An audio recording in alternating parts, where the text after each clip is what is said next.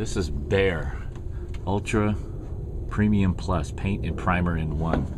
This stuff is an exterior, this particular one that I use is an exterior satin enamel. It is a medium base. Distant tan is the color that I got at Home Depot. Junk. And then this was the trim, exterior semi-gloss. It's the ultra pure white base. Same stuff, paint and primer in one. Stuff's like 45 bucks a gallon. I'll check the receipt. But man, if they try to sell you on this garbage, save your money.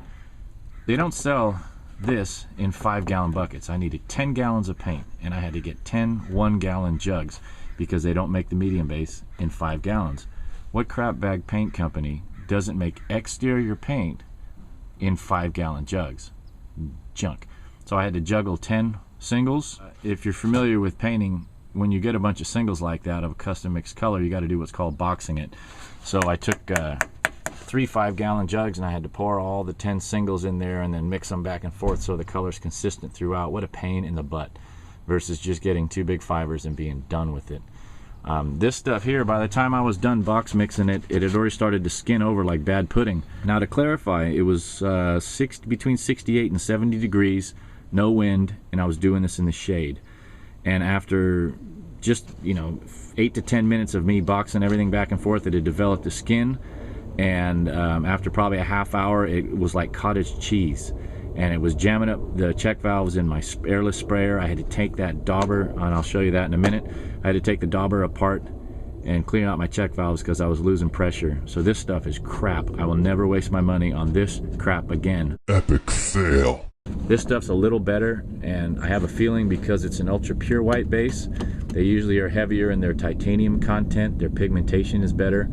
And this one I put on with a brush and roller. This was to do the window trim and some other eave trim. And it was a little better, but it was still like dragging mud, dragging a rake through mud, trying to get this stuff to paint. Garbage. Save your money, use real paint and real primer. Usually these hybrid things like this, paint and primer in one, they rarely do either thing that they claim to do well. They just do both kind of average.